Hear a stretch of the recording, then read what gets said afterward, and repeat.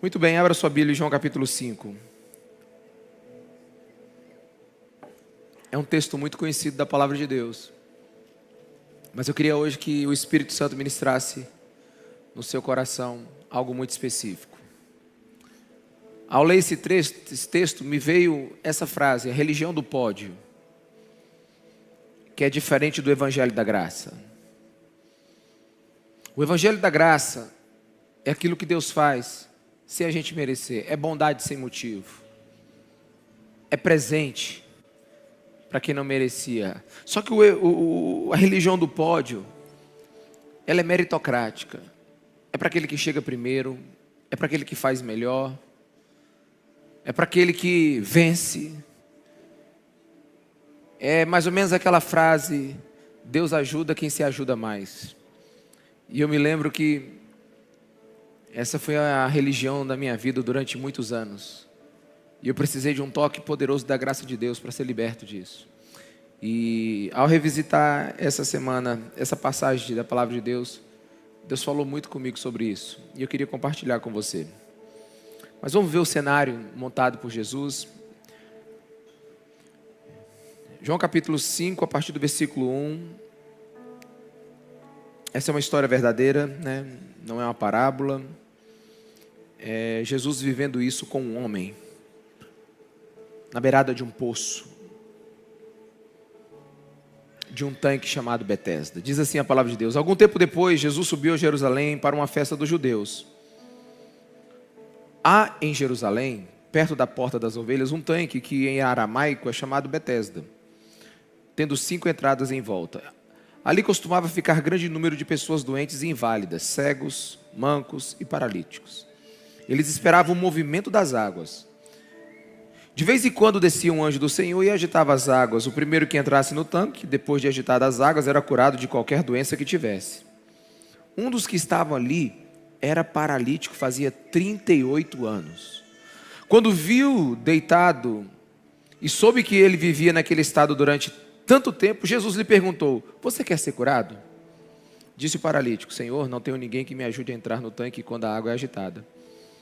Enquanto estou tentando entrar, outro chega antes de mim. Então Jesus lhe disse: levanta-se, pega a sua maca e ande. Imediatamente o homem ficou curado, pegou a maca e começou a andar. Isso aconteceu num sábado. E por essa razão os judeus disseram ao homem que havia sido curado: hoje é sábado, não lhe é permitido carregar a maca. Mas ele respondeu: o homem que me curou me disse: pegue a sua maca e ande. Então perguntaram: quem é esse homem que lhe mandou pegar a maca e andar? O homem que fora curado não tinha ideia de quem era ele, pois Jesus havia desaparecido no meio da multidão. Mais tarde, Jesus o encontrou no templo e lhe disse: olhe, você está curado. Não volte a pecar, para que algo pior não lhe aconteça. Betesda, uma palavra em aramaico, que traduzida para o nosso português seria casa da graça, casa da misericórdia, casa do derramamento. Mas que se tornou um lugar extremamente cheio de legalismo e religião. Um lugar onde somente aquele que chegasse primeiro era abençoado. Um lugar onde somente era curado aquele que primeiro entrasse no tanque. Impossível para aquele que estiver em piores condições ser curado. Então esse lugar se tornou um lugar que a religião chegou primeiro do que Jesus. E quando isso acontece, quando a religião chega no lugar primeiro que Jesus, que é a graça de Deus, o homem realmente sai com as mãos vazias. Porque uma diferença muito grande no lugar quando Jesus chega. Quando Jesus chega num lugar, nada naquele lugar permanece igual. Nenhum espaço resiste à presença de Jesus sem mudança. Aquele que é a própria vida, quando chega num lugar, ele muda tudo. Quando Jesus entra num lugar, o tempo se curva, a história se reescreve, o impossível torna-se possível. Como eu te falei, Betesda é um jogo de palavras que significa casa da misericórdia, casa do derramamento. Mas se tornou o símbolo da religião dos quase curados, quase alcançados, quase salvos.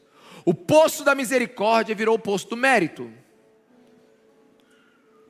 O poço da graça virou o poço da competição. Ali os mais rápidos venciam e os mais fracos morriam esperando. Betesda se tornou um lugar onde fala da impotência humana, da incapacidade humana de curar a si mesmo, da incapacidade humana inclusive de sair do próprio lugar. E foi ali que Jesus foi. E foi ali que Jesus foi visitar. E ali Jesus esteve. Meus irmãos, a familiaridade do contexto nos tira algumas coisas impressionantes dele. Jesus não foi para o palácio. Jesus não foi para o templo. Jesus foi para o lugar onde as pessoas estavam frustradas, cansadas. Jesus foi para o lugar onde a religião não tinha mais nada para oferecer. Jesus foi para aquele lugar, para transformar aquele lugar, para derramar graça naquele lugar. E é interessante que a graça invade guetos, a graça invade becos, a graça invade qualquer lugar, a graça entra onde tem desesperança, a graça transforma qualquer lugar no encontro com Deus. Eu posso ouvir um amém? Lá em Betesda estava esperando o mover das águas, mas naquele dia, passando pela porta das ovelhas, quem entrou lá foi o rio de Deus para abençoar aquelas pessoas. E é uma diferença muito grande entre você tentar ser curado, se salvar, tentar alguma coisa diante de Deus, e outra é Deus vir sobre você. Porque onde um homem tenta chegar até Deus, o nome disso é religião. E eu não falo aqui na palavra grega religare, que é o homem ligar a Deus, não. Mas eu estou falando sobre fazer algo, fazer um culto sem a presença, cerimonial, sem espiritualidade. É fazer algo, é ter uma forma sem vida. É estar presente num lugar, mas Deus está ausente. É cumprir o ritual, mas sem Deus. Isso é religião. É quando a gente tenta chegar até Deus. Mas o evangelho é quando Deus desce até o homem, não importando aonde o homem esteja. Betesda mostra a fraqueza da superstição e da religião humana. Mas ela revela o poder do evangelho. Sabe, o tanque estava parado, mas a verdadeira água da vida tinha chegado lá. Era um lugar de frustração, era um lugar de espera, era um lugar onde as pessoas não tinham esperança. Mas ela vai se tornar logo o palco de um milagre inesperável. Mas assim você precisa entender o que é Betesda. Uma vez eu fui lá, é um lugar enorme, mas imagina assim, um imenso hospital. Um hospital superlotado, sem médico, sem enfermeiros, gente pelos corredores, enfaixadas, gemidos de pessoas doentes por todo lado, corredores cheios de macas, pessoas que estão há meses, anos, precisando de um médico, de uma cura, mas permanecem naquele lugar. Esse é Betesda. Betesda é assim. É o tanque dos necessitados. É o tanque daqueles que precisam. E as pessoas estão esperando que, uma mistura entre uma superstição e uma religião, não, uma superstição grega e uma religião judaica, um anjo desça lá, mexa as águas. Eu não quero entrar nesse assunto agora, mas tudo indica que era simplesmente uma outra fonte que borbulhava lá dentro, enfim. Mas eu quero te dizer que naquele lugar onde não tinha esperança, Deus foi lá. Sabe, Jesus podia ter ido em qualquer outro lugar. Betesda Não é lugar de Deus. Deus tinha outros lugares mais higiênicos para ir. Ele poderia ir na casa de um figurão, ele poderia estar numa conferência, mas Jesus foi aonde? Jesus estava na casa dos esquecidos, porque qualquer outro Deus estaria no lugar, mas o único Deus verdadeiro que existe é o Emanuel, é o Deus conosco, é o Deus junto com a gente, é o Deus na necessidade que a gente precisa. Sabe, é um poço, mas pode ser qualquer lugar. É onde alguém está sofrendo agora. E o mais impressionante dessa história é que Jesus foi lá. E o versículo 1 diz que era tempo de festa. Provavelmente a festa da Páscoa. E milhares de pessoas estão indo ao templo para encontrar Deus. Fazer seus sacrifícios diante de Deus. E Deus está indo para onde? Para a casa dos necessitados. Tem um monte de gente indo para o templo para encontrar Deus. E Deus está indo para onde? Está indo lá encontrar aqueles que realmente precisam. Caminhar entre os doentes. E a história por trás do poço é essa. Não se sabe se isso é só uma superstição ou se é verdade. Mas de vez em quando um anjo tocava as águas. E quem primeiro chegasse era curado. Era a religião do pódio. Só o primeiro colocado era curado. Então a casa da graça virou a casa do mérito. Qual a chance do mais doente chegar primeiro? Nenhuma. Onde está a graça? Onde está a misericórdia? Se só os mais favorecidos são os mais abençoados. Irmão, Jesus sabia exatamente para onde ele estava indo. E ele sabia exatamente quem ele estava escolhendo para mudar a fama daquele lugar. A Bíblia diz no versículo 5 que ele encontrou um homem que estava há 38 anos lá. No versículo 6, a Bíblia diz que Jesus o viu deitado e soube. O que é isso? Olha, vamos aprender com Jesus. Somente saberemos o tempo e o tamanho do sofrimento de alguém se nós nos interessarmos em ver, parar e perguntar. Então Jesus parou e perguntou. Quando descobriu que aquele homem estava há 38 anos esperando uma cura. Quando Jesus viu que aquele homem não poderia fazer nada por si mesmo, Jesus faz uma pergunta para ele: você quer ser curado? Você é inteligente, pensa comigo. Alguém que está quase 4 décadas doente, parece sem sentido alguém perguntar para ele se você quer que seja curado. É o óbvio da necessidade. Mas só que o paralítico não responde sim ou não. Tu sabe o que ele diz? Ele reclama. Ele reclama. Ele justifica a si mesmo e culpa a situação por ele nunca ter sido curado. Versículo 7. Senhor, não tenho ninguém que me ajude a entrar no tanque quando a água é agitada. E quando Jesus perguntou isso para esse homem, era porque Jesus queria ouvir qual era a fé que esse homem tinha. Porque a sua resposta revela no que ele crê. Em vez dele confessar esperança, ele confessa desespero. Em vez dele olhar para Jesus e dizer sim ou não, ele olha para o tanque. Sua fé ainda está no sistema religioso, supersticioso, não no Salvador. Quantos estão me entendendo? Diga amém, meus irmãos. Ele crê no movimento das águas, mas não crê no movimento da graça. Ele crê no milagre que depende da ajuda humana, mas ele não crê na bondade de Deus. Ele acredita ainda na velha religião de Betesda, a religião do pódio, a religião do mérito. Deus ajuda quem ajuda a si mesmo. Sabe, esse texto está carregado de religião. E como eu disse, religião, aqui eu quero definir como forma sem vida, tradição sem poder, corpo sem espírito, liturgia sem Deus. É você fazer as coisas e Deus não está nela, mesmo você tentando fazer para Deus. Tem muita religião nesse texto, mas tem muita religião nesse homem.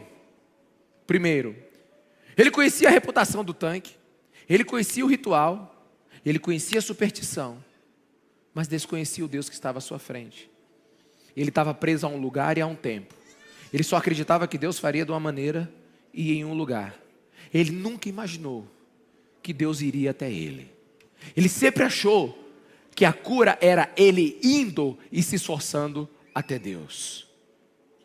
A religião do tanque é a teologia do mérito.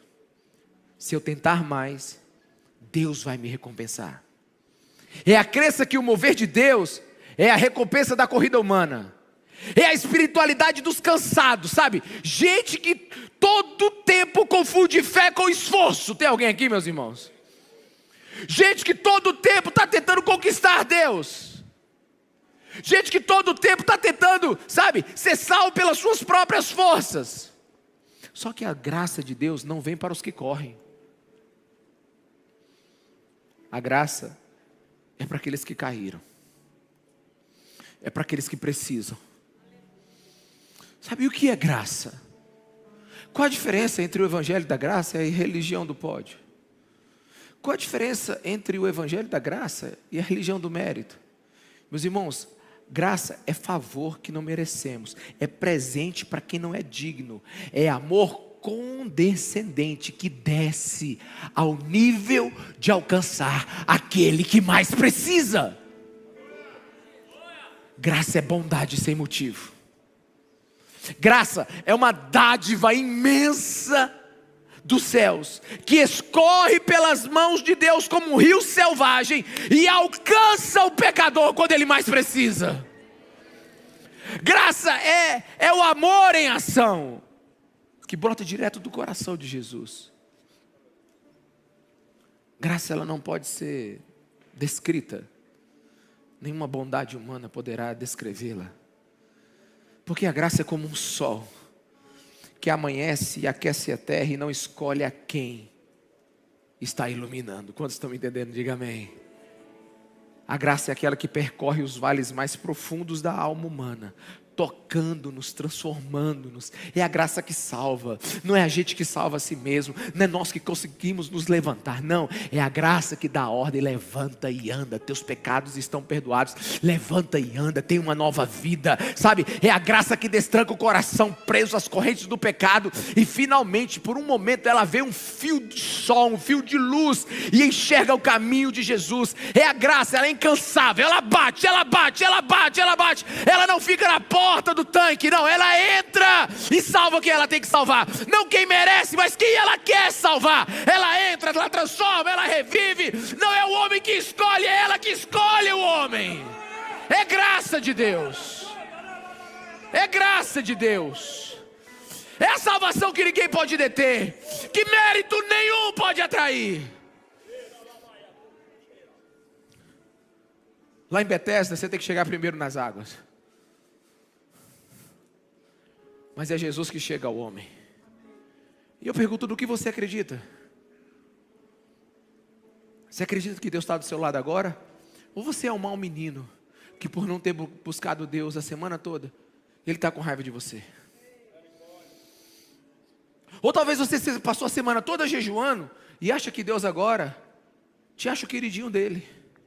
Todas essas duas coisas provam que teu coração está cheio de religião. Está cheio de religião por quê? Eu errei muito, Deus não gosta de mim. Eu acertei muito, Deus me ama. Essas duas coisas é a religião do pódio. É o mérito humano. Deixa eu te falar, a graça não é assim. A graça toca em quem ela quiser, na hora que ela quiser. Martin Lloyd Jones, ele diz logo assim: quer saber se você é um pregador da graça? Alguém vai te dizer uma hora que você está pregando algo muito perigoso. Inclusive uma graça que pode ser barata. Você só é um pregador da graça quando alguém diz assim: é bom demais para ser verdade isso. A gente só consegue pregar a graça de Deus de verdade é quando alguém diz assim: não é possível que Jesus me aceita assim. Mas espera a história terminar, para a gente tirar todas as conclusões. No final das contas, nós somos iguais a esse homem. Nós somos limitados. Nós não podemos nos salvar. Meus irmãos, mas deixa eu te falar uma coisa. Enquanto eu preparava essa ministração,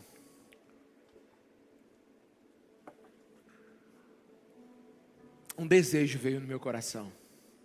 Eu queria sentar ao lado de cada um de vocês, para ver esse momento divino, de quando a graça acontecer na sua vida. Sabe aquele momento onde nós somos nós mesmos? Você e Deus, e você não tem nada para esconder. E, inclusive nesse momento você pode dizer para Deus assim: Deus, eu não estou gostando do que o Senhor está fazendo com a minha vida. Deus, eu sei que eu não entendo tudo, mas eu estou achando que o Senhor é injusto. Sabe, o lugar onde você abre o coração e fala as besteiras que você quer falar para Deus. Porque Deus tem até ouvido para isso. Deus, eu estou insatisfeito. Eu estou achando que o Senhor errou alguma coisa, apertou algum botão errado aí, em relação à minha vida. Sabe, e você começa a fazer pergunta para Deus, inclusive, por que está demorando? Aí você coloca tudo para fora, suas dores, seus pecados. E sabe quando você já falou tudo? Você está cansado e você se rende? Eu queria estar do seu lado. Na hora em que a graça vem sobre você. Então o milagre acontece. Sabe qual é o milagre? É a graça que toca você, de forma que seus olhos abrem, as escamas caem, e você não está mais correndo pelo milagre. Não, o milagre te alcançou. Não é você agora que está indo ao encontro de Deus, foi Deus que veio ao teu encontro. E nesse momento todas as suas barreiras caem, e você se torna nu na presença de Deus. Ele conhece todos os seus pecados. Você está de frente daquele que é santo, santo, santo, mas ao mesmo tempo você vê aquele que te ama de todo o coração. Esse é o momento beatífico da vida do homem. Então está Jesus de frente para aquele homem. Ele diz: levanta, pega a tua maca e anda. Sabe, Jesus não tenta corrigir a teologia daquele homem. Você está religioso demais, você só confia nesse poço, para de olhar para essa água. Não, Jesus não tenta fazer um curso ali de doutrina. Jesus ali não tenta dizer que ele está errado. Jesus ali, ele não reprova, simplesmente ele dá a ordem. Você sabia que a graça não exige entendimento para ela agir?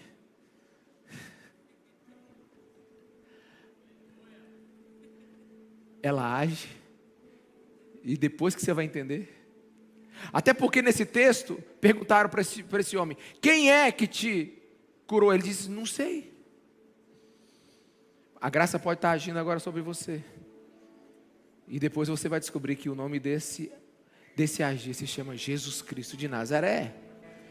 Sabe, ela transforma o homem antes de explicar tudo o que aconteceu com ele.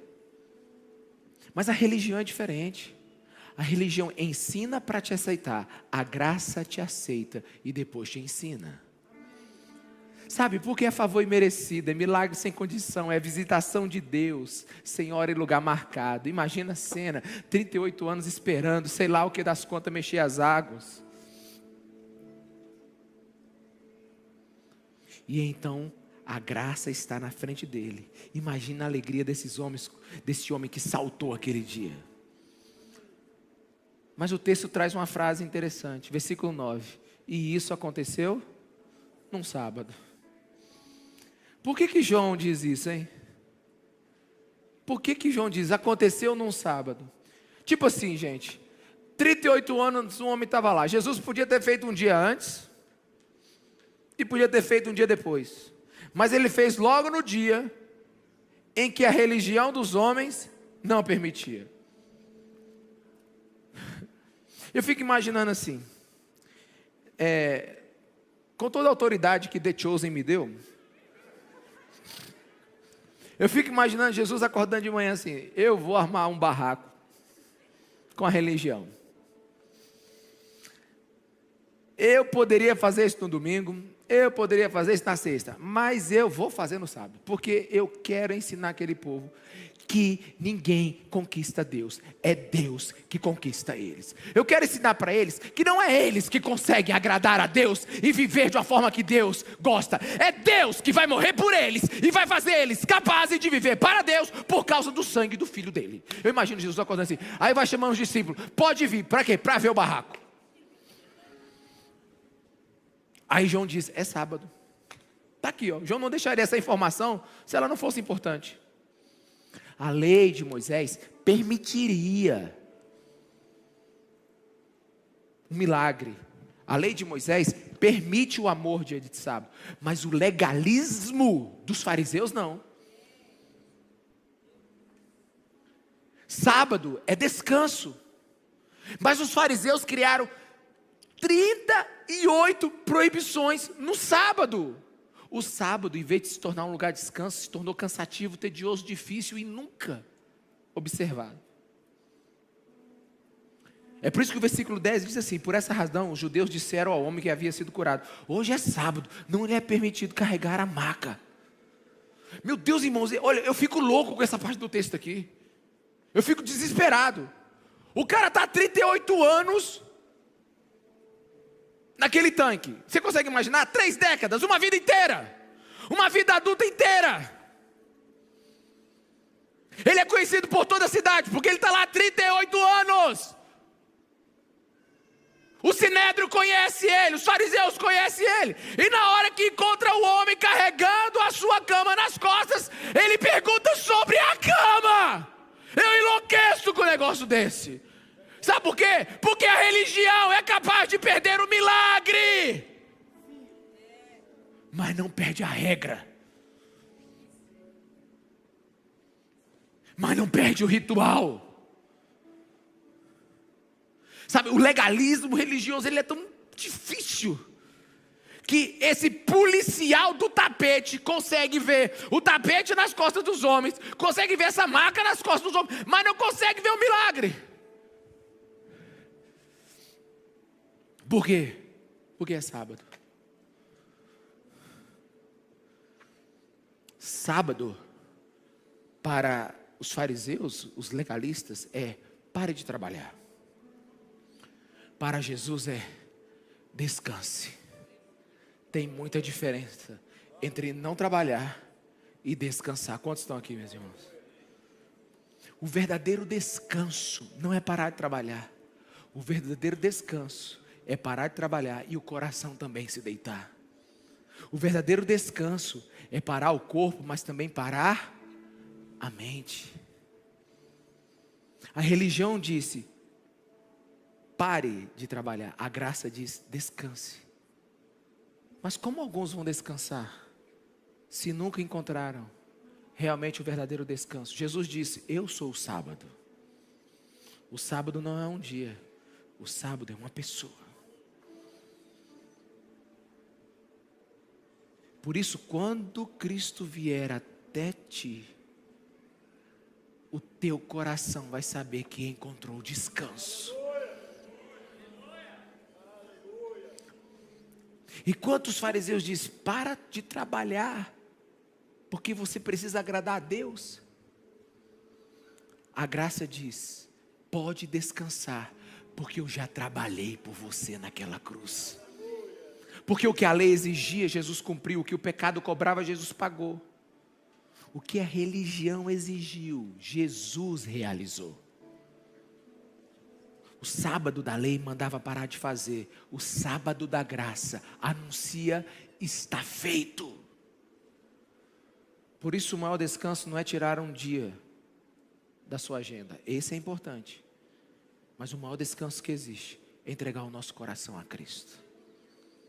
Sabe, os judeus legalistas perguntaram sobre a carga e não sobre o milagre. Tem alguém aqui, meus irmãos? Não, tu não fica irritado não. Eles perguntaram sobre a carga e não perguntaram sobre minha cura. É mais ou menos assim, de verdade. Imagina a seguinte situação, hipotética, absurdo, mas imagine.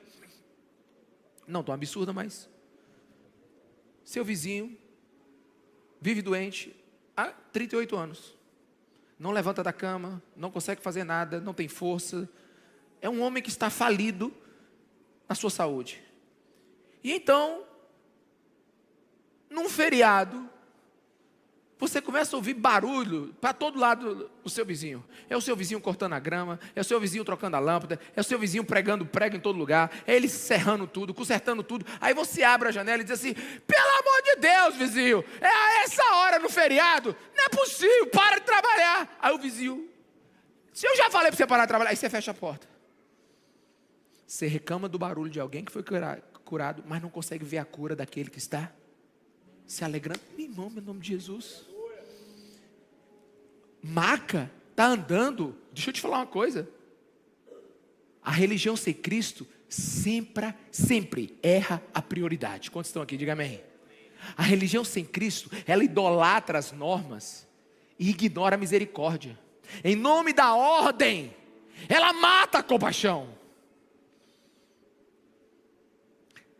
Quem mandou você carregar essa maca? A pergunta não é essa, é quem te curou.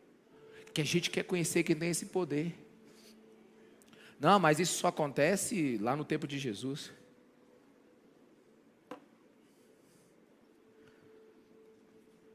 Olha, eu não lembro o nome de pessoas, mas irmãos, pensa, até aqui no lugar desse tamanho aqui, ó, cabendo 1000 e poucas pessoas, eu consigo ver, viu? Aqui eu enxergo muita coisa. E eu vejo a cara de alguns irmãos quando alguma pessoa diferente senta do lado, sabia? Parece que tem gente que não... Tipo assim, o que você... Ou você vê aquela pessoa entrando ali na porta. Não, ele não vai sentar do meu lado, porque olha, meu Deus, que esse tipo de gente aqui, não. Deixa eu te falar uma coisa. Quando você vê alguém entrando numa igreja, dá graças a Deus, irmão. Porque é a graça de Deus operando. Para de ficar olhando o rótulo e a casca, tá bom? Jesus sempre... Aliás, quando Jesus te pegou na sua pior fase, como pegou a mim. Porque quando Jesus encontra a gente sempre está na nossa pior fase. Porque até ser encontrado por Jesus, a coisa é preta. Mas deixa eu te contar uma história. Eu não comecei pregando de púlpito. Eu comecei pregando na rua. Eu era pregador de rua. E começava a minha pregação depois de 1h30 da manhã. Durante 2 anos e meio eu saí na quarta-feira. Naquele tempo, toda a igreja, assim, bem estruturada, tinha uma Kombi. Aí também a gente tinha Kombi. Né? Só do tempo da Kombi aí. Quem é do tempo da Kombi aí? O povo da 7, se fosse da 5 era quase todo mundo. É o tempo da Kombi ali, ó. Era o tempo da Kombi. Botava todo mundo dentro da Kombi.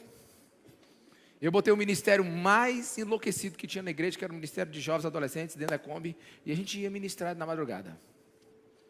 E aí, depois de alguns meses, a gente descobriu que nossa parada obrigatória era nas prostitutas, nos homossexuais e no final nos garis. E eu fiz isso durante 2 anos e pouco. A gente fez ceia de Natal, no prostíbulo, fez um monte de coisa aí. Visitou um pouco dessa turma na cadeia, uns foram mortos, outros morreram, enfim. O fato é que depois de 1 ano e meio, esse grupo de homossexuais que eu pregava o evangelho toda quarta-feira para eles e levava comida de madrugada, falou assim: Ricardo, você sempre veio aqui, mas você nunca levou a gente na sua igreja. Eu falei, não tem problema, domingo vocês vão. Dentro de mim eu me tremi todinho. Sabe por quê? Porque eles poderiam estar até prontos para ir para a igreja, mas a igreja não estava pronta para eles. Era sábado. Mas a gente pegou a turma e a gente preparou tudo. A gente tirou as pessoas que sentavam nos 2 bancos da frente, né, de madeira. Irmão, tem algumas igrejas que o banco de madeira foi feito com a cruz de Cristo. Se você mexer,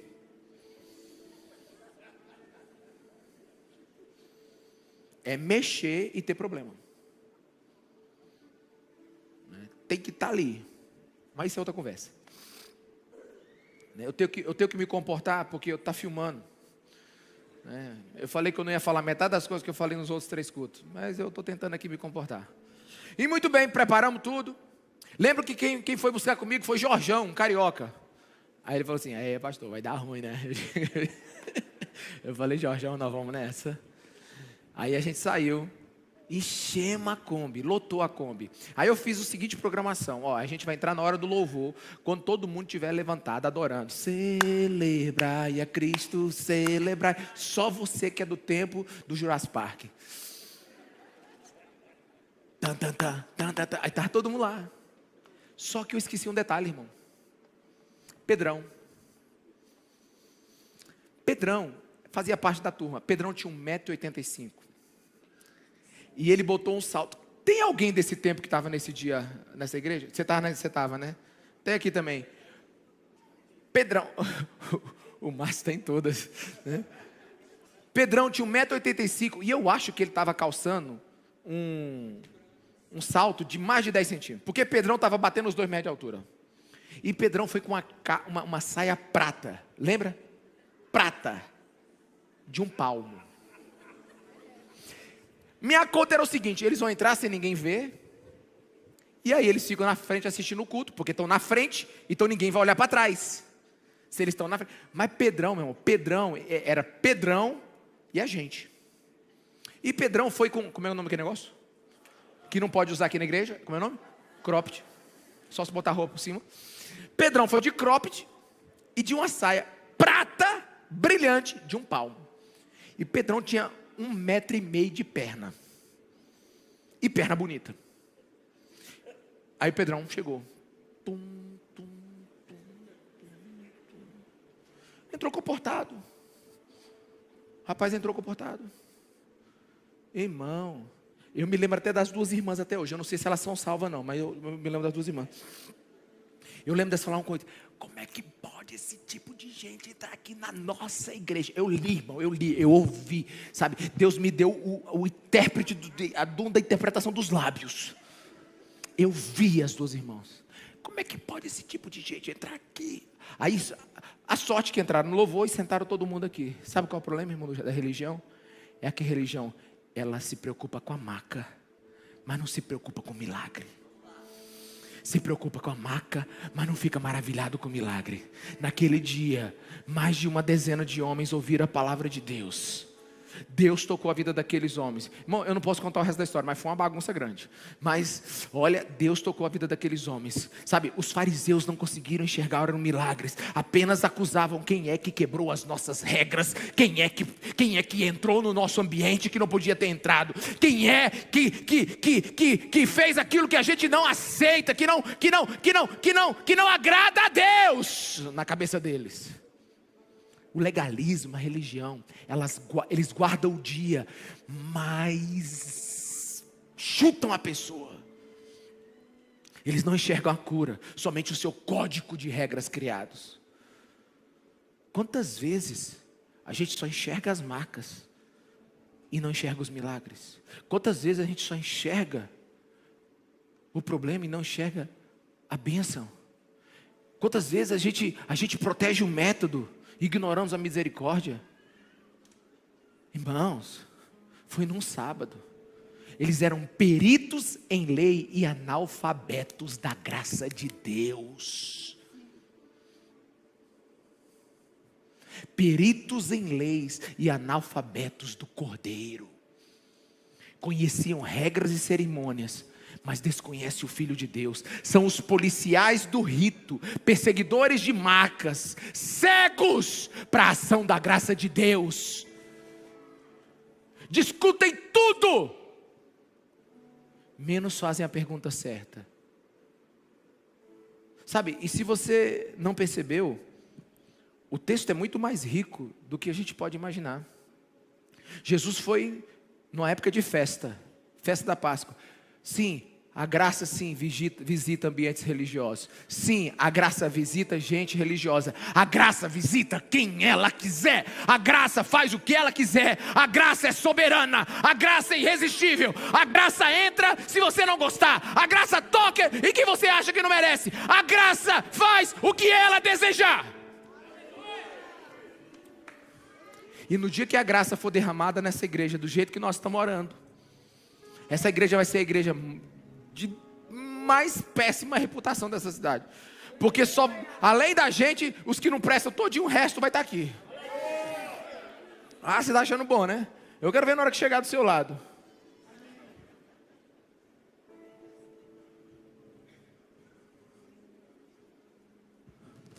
Betesda. Era para ser um lugar de derramamento da graça, mas não era. Sabe, tem uma coisa interessante. No poço de Betesda tinha cinco portais, 5 pórticos, 5 entradas. Os pais da igreja interpretavam como se fossem os 5 livros do Pentateuco: Gênesis, Êxodo, Levítico, Números e Deuteronômio. E se a gente fizer uma interpretação extensiva que os pais da igreja fizeram, era um lugar cercado pela lei. e faltava graça. Sabe o que acontece quando um lugar é só cercado por leis? Inclusive as leis de Deus. A lei só tem o poder de revelar quem eu sou, mas não tem o poder de me curar. Quando os 10 mandamentos foram entregues, quando a lei de Deus foi entregue, não foi para a gente poder usar ela como degrau e tentar chegar até Deus. Foi para ela revelar o quanto nós estávamos caídos e precisávamos de um Salvador. Tem alguém aqui, meus irmãos? Lá tinha 5 entradas. Era um poço revestido de 5 entradas. E sabe por qual entrada que Jesus entrou, irmão? Pela porta das ovelhas. Porque o Cordeiro de Deus iria morrer por todos aqueles lá. Deixa eu te falar uma coisa. A lei consegue diagnosticar, aglomerar e até classificar os doentes, mas jamais vai conseguir curá-los. A lei, ela revela o nosso pecado e o distanciamento de Deus, mas ela nunca vai nos aproximar e nos curar. Só o Cordeiro de Deus faz isso.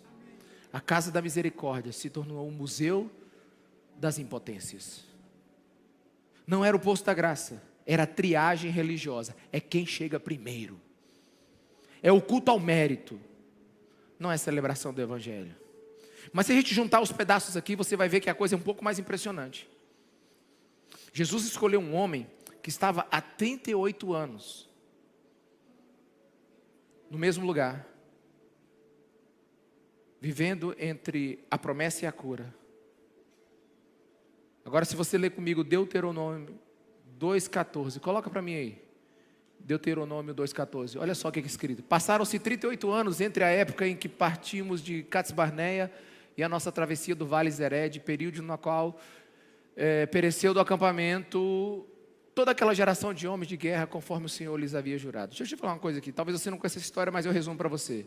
O povo de Deus andou 2 anos no deserto, chegou num lugar chamado Cades Barneia. Cades Barneia é o lugar onde você enxerga a terra prometida, mas também enxerga os gigantes.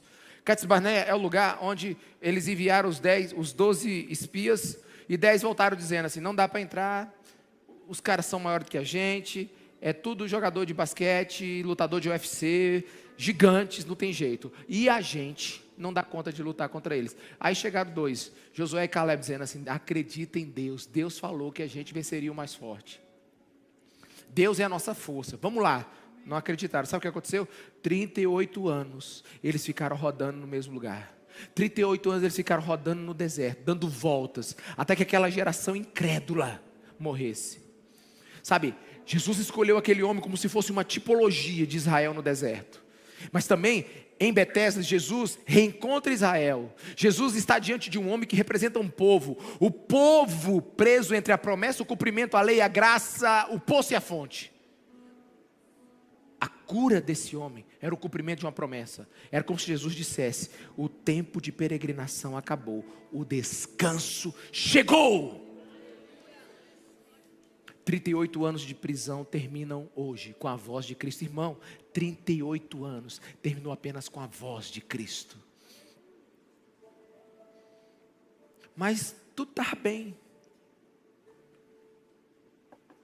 Bastava o homem fala para Jesus assim: eu quero, mas não. Ele disse o seguinte: Senhor, não tem ninguém que me coloque no tanque. A religião faz isso. A religião sempre pede um outro intermediário. Quantos estão aqui? Diga amém. Sabe, a teologia do poço, ela é uma desgraça. Ele diz: não tem quem me ajude, não tem quem me pegue, não tem quem me dá um empurrão gospel, não tem quem me faça chegar até lá. Porque na hora que eu tento, o outro chega primeiro. Se eu não me esforçar mais, eu não ganho. Se eu não fizer mais para Deus, Deus não me abençoe. Sabe, o homem com os pés da graça na sua frente ainda não conseguia ver a solução. Sabe, e tem alguém aqui? Amém? É a religião transformando o poço da misericórdia em uma corrida de sobrevivência. É a religião matando a graça, destruindo a fé das pessoas. Aonde a religião diz: corre até o milagre, Jesus diz: eu vim até você.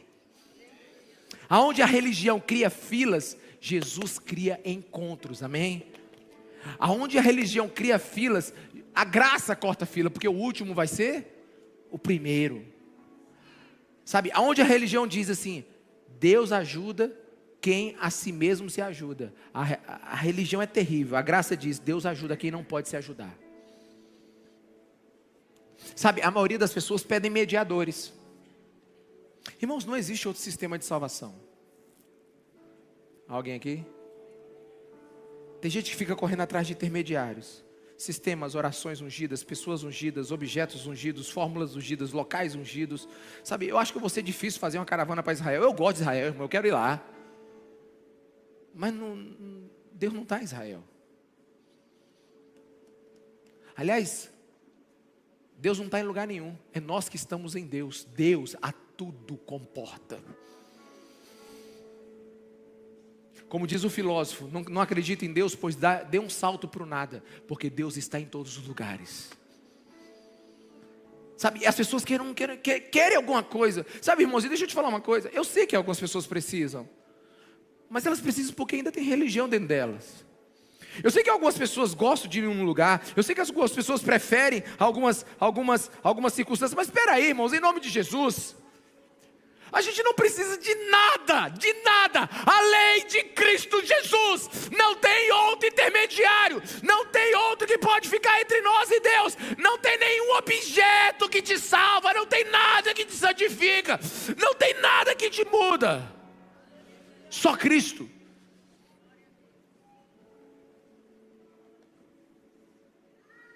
Não existe sistemas de salvação, só existe um Salvador. E eu quero terminar.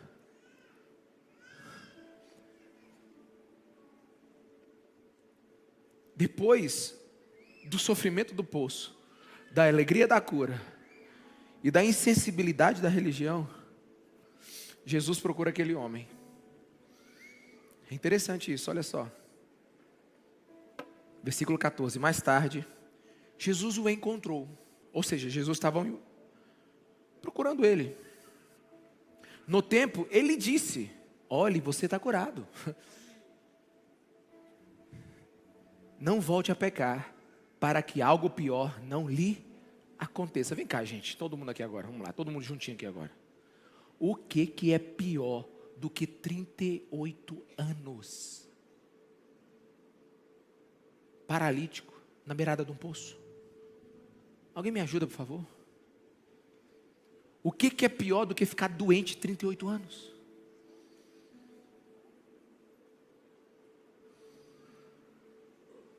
O que é pior, irmãos? O texto nos leva a entender que Jesus quer ensinar algo para esse homem. Fale uma coisa para a pessoa que está do seu lado. Cura não é discipulado. Milagre não é doutrina. Jesus sabia que aquele homem precisava de algo. Olha só, presta atenção. Jesus fala 3 vezes nesse texto. Quer ser curado? Pegue sua maca e anda. E olha, cuidado, que agora você foi curado. Não peques, para que coisa pior não te aconteça. Sabe o que é pior do que 38 anos sem andar?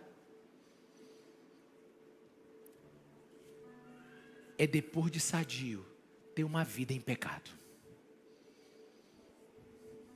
Sofrimento é ruim. Pecado é pior. Ouça-me com atenção. Pelo ensino bíblico, sabemos que nem todo sofrimento é por causa do pecado, mas todo pecado gera sofrimento. O homem está na situação muito boa.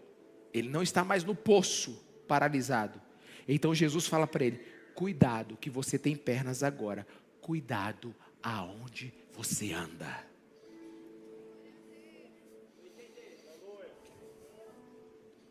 Porque ficar 38 anos doente é ruim. Mas você sabe o que é pior? É normalizar o pecado na sua vida. Entenda o amoroso ensino de Jesus aqui agora. Doença limita, pecado mata.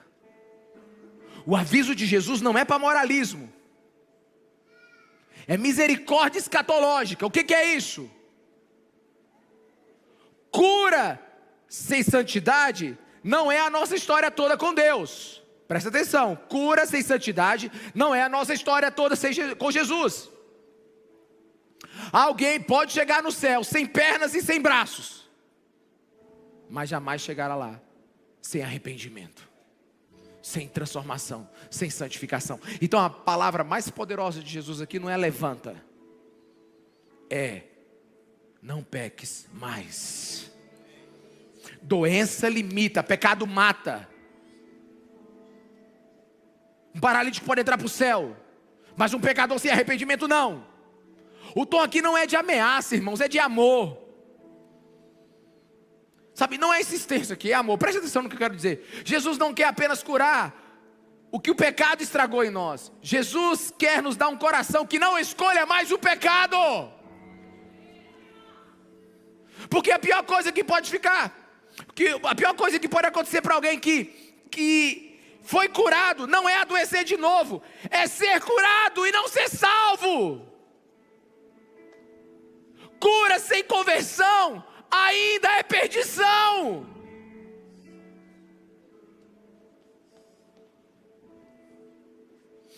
Olha aqui para mim, o fim da graça não é a nossa funcionalidade, não é a gente estar bem fisicamente, bem mentalmente, bem materialmente, próspero. Esse não é o fim último da graça. O fim último da graça é santidade. É por isso que Jesus, olha, você foi curado, mas tem muito mais para você. Você foi curado, mas isso não é tudo. Tem muita gente que esquece os votos que fizeram enquanto estavam doentes, depois que são sarados por Cristo.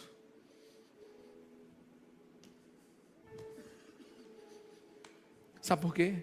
Porque ainda vive uma vida de mercado espiritual. Meus irmãos, olha para mim. A religião diz, faça isso para Deus te amar. A graça diz, Deus te ama. Por isso Ele faz. A religião diz, muda o comportamento. Sabe o que a graça faz? Ela quer mudar o coração. A religião mostra o que você deve fazer. A graça mostra o que Jesus fez. E então você o segue. A religião, é uma imensa diferença. A religião impõe regras. A graça oferece descanso. A religião cobra desempenho. A graça oferece perdão. A religião mede quem chega primeiro. A graça salva até o último. Religião é esforço humano, graça é movimento de Deus. A religião, ela tem degraus. Onde se você subir os degraus, Deus te ama mais, e se você descer os degraus, Deus te ama menos. Sabe o que a graça tem? Uma cruz.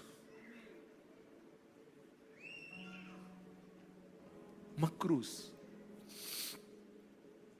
A religião manda correr.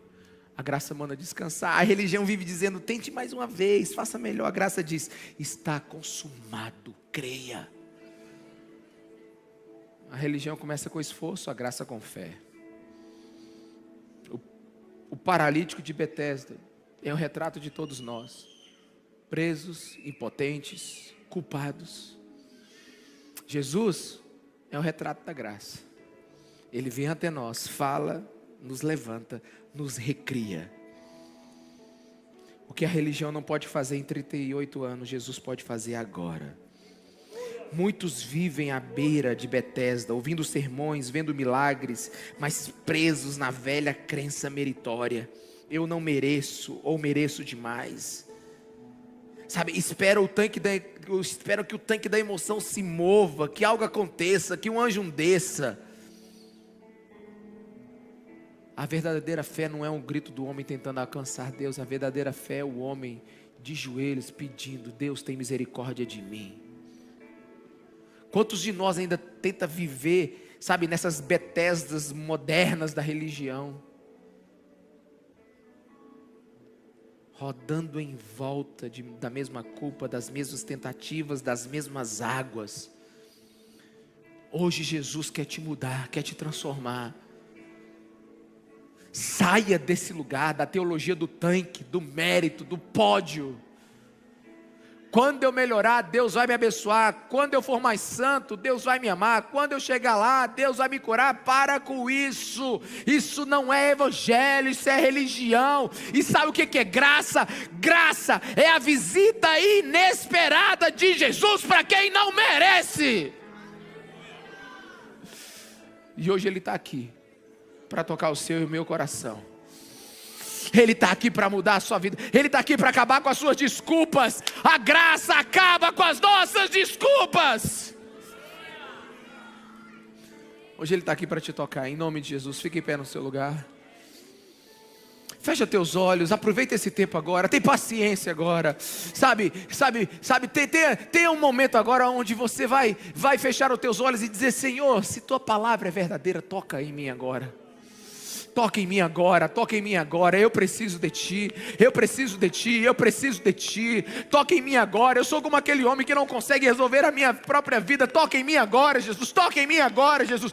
Vem com a Tua graça, com a Tua misericórdia. Que esse faixe de luz que o Ricardo falou aí agora possa entrar na minha alma e eu possa ver a salvação.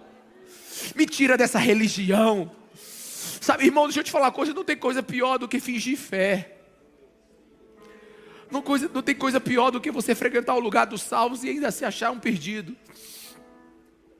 Não tem coisa pior do que você viver na terra da graça e não achar que merece.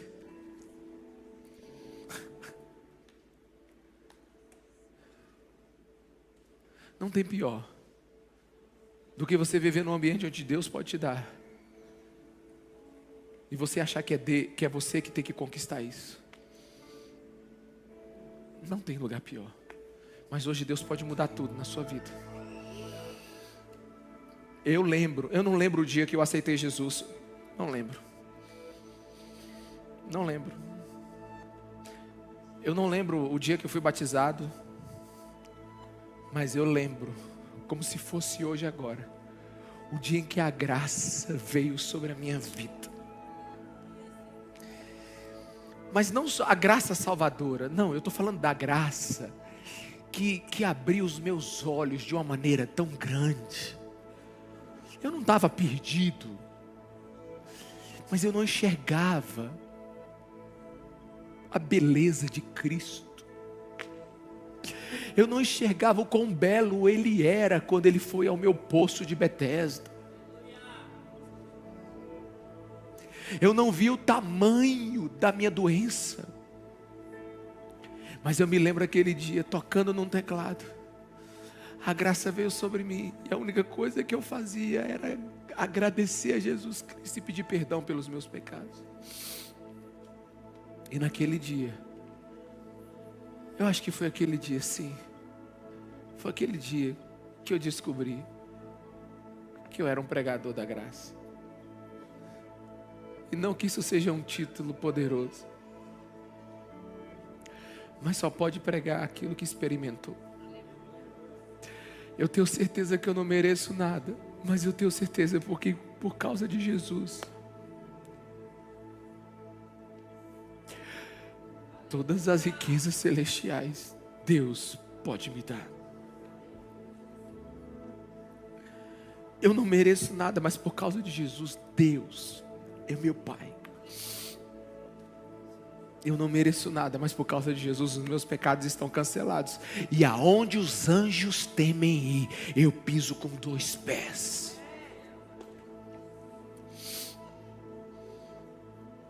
Eu não mereço nada, mas por causa da graça, eu posso dizer Abba, para aquele que é santo, santo, santo, santo, santo. E eu oro para que isso venha sobre a sua vida agora. Espírito Santo de Deus, em meio a tanta coisa falada, revela-te a essas pessoas aqui agora. Revela-te. Eu oro para que a tua graça desça nesse lugar agora. Um peso de glória e de graça desça nesse lugar aqui agora. Onde o pecador se sinta amado, onde o culpado se sinta perdoado, aonde aquele que acha que merece perceba o quão longe está de ti. E por saber o quão longe está, a tua graça o traz de volta. Age agora, Jesus. Salva o perdido, santifica o salvo aqui neste lugar agora. No nome de Jesus, vai tocando, Espírito Santo de Deus. Vai tocando, Espírito Santo de Deus. Vai tocando, Espírito Santo. Traz um renovo aqui hoje. Um renovo aqui hoje. A vida cristã precisa de renovos. Sabe, precisa de unção fresca. Traz aqui hoje, Jesus, vem. Vem, Jesus, vem, Jesus. Vem, Jesus.